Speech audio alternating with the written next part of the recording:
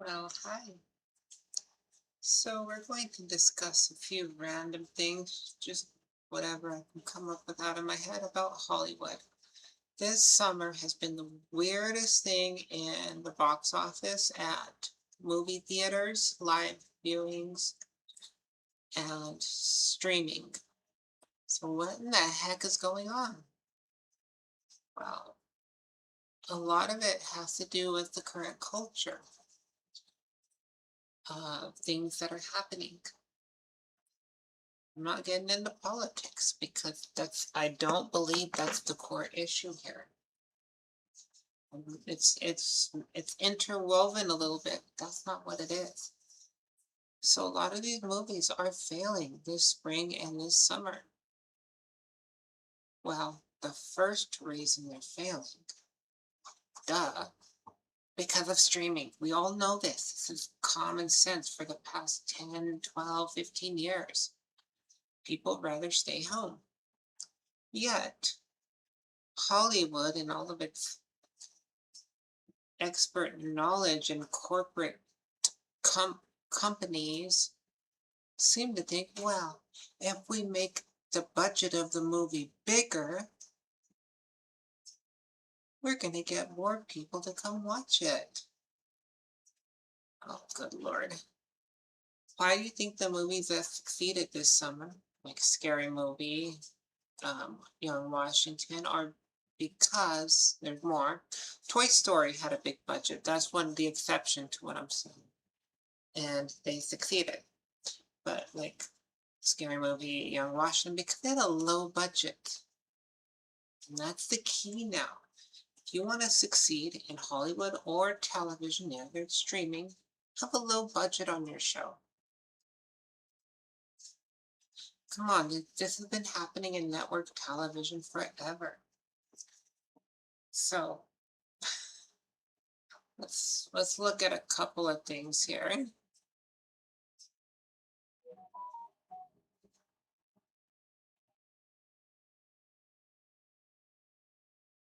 Let's see if I can figure this out.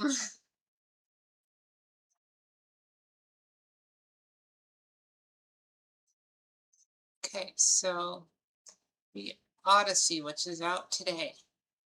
It's really high on both tomato and popcorn. What does that mean? Nothing anymore. This s- um, Rotten Tomatoes, popcorn meter, that used to mean a lot back in the day. Nowadays, it doesn't mean anything because you got how many? 342 reviews on the tomato meter. Okay, how many of those are real people? I don't know. Someone out there knows all that information. We know in the past that there have been bots or there's been paid campaigns to alter these numbers. Same with the popcorn meter. Um, what else do we have? Well, let's look at this one here. See if I, let's tell me what you think. This is from The Tonight Show with Jimmy Fallon.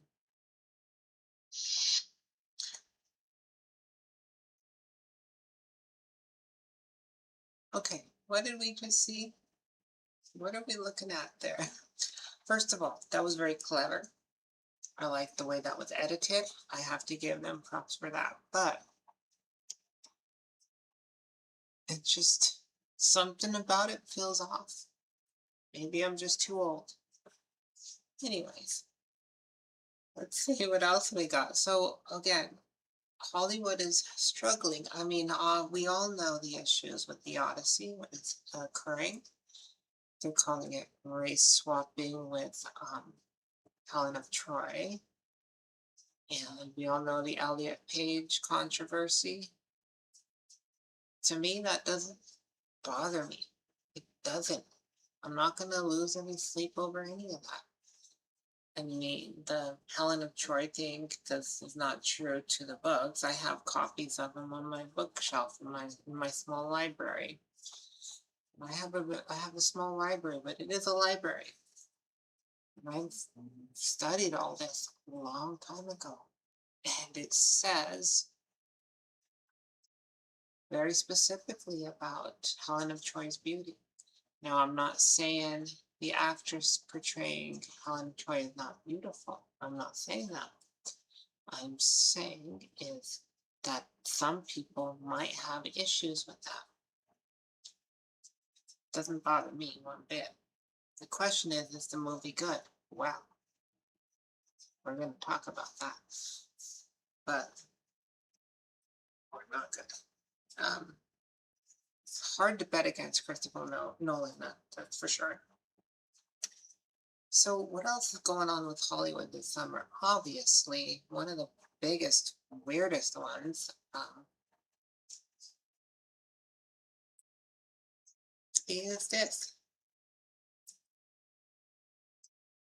Now, I was able to find a picture of Million Clock's Supergirl.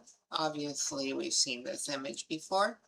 But this is the closest thing we get to an actual cute smiling version of the Supergirl. Now I get it from this particular story that they were basing this one off of. This is not the happy Supergirl that we like. Well, I personally like. This was my favorite or second favorite Supergirl.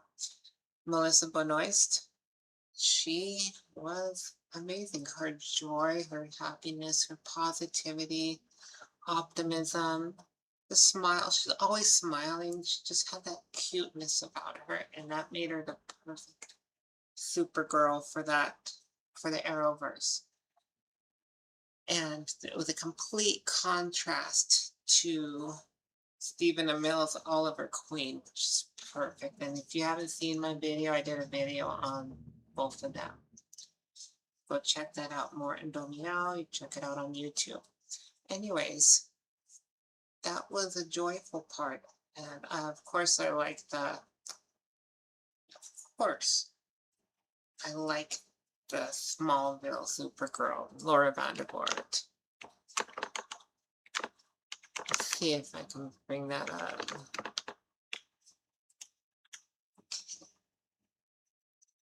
But yeah, that was another one. Now she was a little darker than Melissa Benoist's version, but it was still, she had that uh, positive aspect to her. So this is good. Whoa, a little bit of a zoom in. But yeah, that one was good. And it was mostly overall only for one season. I mean, she did an episode in season 8, I think, and season 10, an episode each or so. But that was that one. That was a lot of fun. So what else is weird with Hollywood this summer? Well, let's see, what else did I have pulled up? This one, Moana. This was the biggest shock to me of all. This movie is not doing well. Again, a big budget. They're putting too much weight on the summer box office. It's not the way it works anymore. The streaming's got things jacked up. So, well, in a good way and a bad way, both ways. Now, what streaming is winning on everything. People don't want to go to the movies anymore. That's why they started serving beer at movie theaters recently. Get people to go out there. There's a couple of them. There's Roadhouse movie theaters. You can just sit at your seat and they'll bring you beer and chicken wings or whatever you want to order.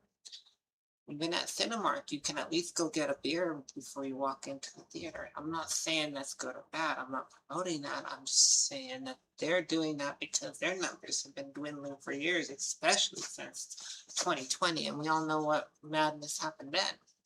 But Moana, how could The Rock rarely fails? I mean, there was the Black Adam movie, but a couple others. But for the most part, anything The Rock touches turns to gold. He's like Midas. Speaking of Greek, but it's it's just that one shocked me a little bit. As I mentioned, Toy Story succeeded. Story movie succeeded and all that because they have a low budget. Now, streaming, here is where streaming is wrong. And this is where I miss network television shows. Like, I watched all the Arrowverse. I'm a huge fan of that. Yes, I'm using that as an example. Arrow and Smallville and all that. Smallville is a separate verse, whatever you want to call it. I'm going to call it um, I'll call it the Rosenbaum verse. Sorry, it's the Tom Welling verse. You know what I mean. But anyways, those shows were on um, WB for Smallville, then went over to CW, then the rest were on CW. Except for season 1 of Supergirl, which is on CBS. There was Constantine, which was a completely separate that they mixed into the Arrowverse. And you know the rest of that story. All CW shows. What's the great thing about televised shows on? You can get it on your antenna. And they air once a week. No, HBO does that a little bit. Max, whatever you want to call it. But they air once a week and they air the episodes. You get 20 something episodes per season starting in September, October, going to roughly May-ish. When those shows air, there's usually a Halloween episode or a Thanksgiving or Christmas episode, maybe Valentine, maybe Easter. Those air in that time frame. So when you watch it live, it feels like you're in that season. You see on the shows there's fall leaves when in real life there's fall leaves outside when you watch stuff on streaming. It doesn't have that same feeling watching a Christmas episode in the middle of a July, Christmas in July right now, or whatever. You're watching a Halloween episode in February. It just doesn't have that same feeling to it. And I think this is the key for these shows and movies to succeed. Well, I guess I'm more speaking about shows at this point. Is air it that way. Just the old televised way of doing things. That's people resonate with that. You can look forward to it. You know when the next episode's coming out. There'll be a couple of weeks break here and there. But you know that there's going to be the season if the show gets renewed next fall. You look forward all summer to it. But now television shows on streaming, well, we get 10 episodes, 8 episodes, 6 episodes a season, whatever. And it takes shows 3-4 years to be produced and to put out 7 episodes. Come on. The way it was done before, they'd put out 26, like the old Star Trek, The Next Generation, Deep Space Nine, they put out 26 episodes a season on a low budget. And that's the key. You gotta have a low budget on all the shows. They put out 26 episodes a season. And how long were they doing that? So think about it this way. I'm gonna use the Smallville Arrow reference. Smallville ended in May-ish of 2011. At that point, they started production or pre-production on an Arrow show. At that time, I remember stuff online that they were gonna do the Arrow from Smallville. And they were already working on that, and then they stopped that, and then they did a whole kind of reboot, which that's one of the few times reboots actually work. Rarely does it work right. And by fall of 2012, they had the whole show, episode after episode. It was flowing. It takes 3 years to produce a show. At least now to get 7 episodes, maybe 10. It's taken twice as long to produce half the episodes with our level of technology now compared to the level of technology there. Do you see a flaw in this equation? Because I do. I see a big flaw, and they're doing bigger budgets. Starfleet Academy was the budget was humongous. There were only 40,000 people watching it per episode on average or something like that. Then there was, what else do we got? Um, what else is there? Like, oh Lord, this is just such a troublesome thing that's going on. Now, these movies that are coming out in Hollywood right now, what is Hollywood? Wood from the holly tree? Or the ancient Druids used to use it to make wands from magic and occult issues. Why is it called Hollywood? You can dig into that. Now, how Minions did well this summer. That's something. Go look at my Minions post, my video on YouTube and X. How the amount of witchcraft in that movie is unbelievable, and it's geared towards children. Whether you believe in that or not, it's not healthy. It's not healthy for a kid to grow up learning witchcraft. Whether you think it's fake or whether you think it's real, it does not matter. It's not good. What else are they putting in here? So, do we have coming next? Well, let's see what happens with this coming movie. And this will be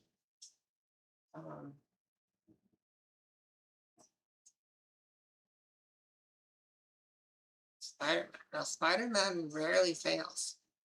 Most Spider-Man movies that come out succeed. This might change the summer box office, or we'll get more of the same. I mean, Zendaya's in Odyssey and Spider-Man. Hopefully that doesn't cloud it very much. She was in the previous one, so too, so I don't see a problem with that. But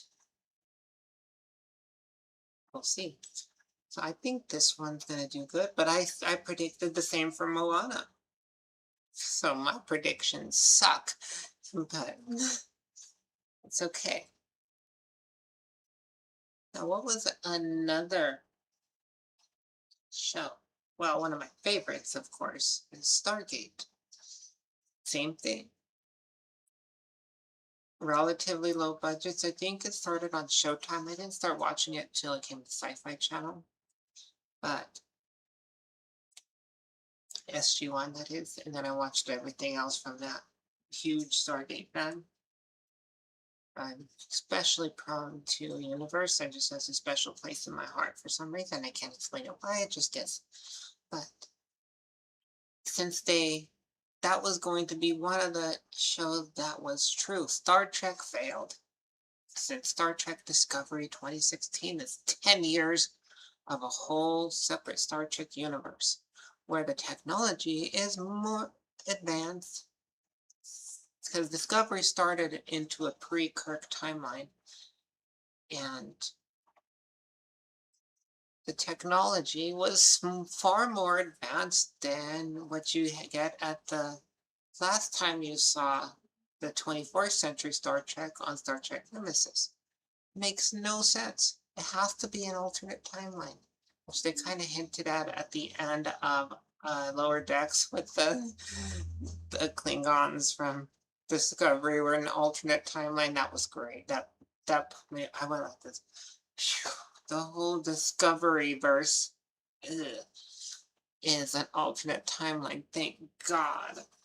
Now, Picard had a lot of potential, but there was a lot of identity politics, a lot of politics in general put into that. Season 3 was pretty good with the reunion of the Next Generation crew, except Wesley. And spoiler alert, what really pisses me off about Picard, who did they kill? Rolaren, Icheb, and Hugh. Some of the 3 best characters from Next Generation, and then Icheb was from Voyager, one of my favorite characters from Voyager. Come on. Anyways, what they need to do, here's the ticket. For those of you in Hollywood listening, which is nobody. Nobody's listening at all. But the ticket is make everything low budget and put it not streaming, put it on. Well, you can stream it, but just make one episode starting from September to May. 20 episodes. Low budget. There's enough technology now. You can make the special effects look just as good on a low budget, and then you'll profit. It's not that complicated.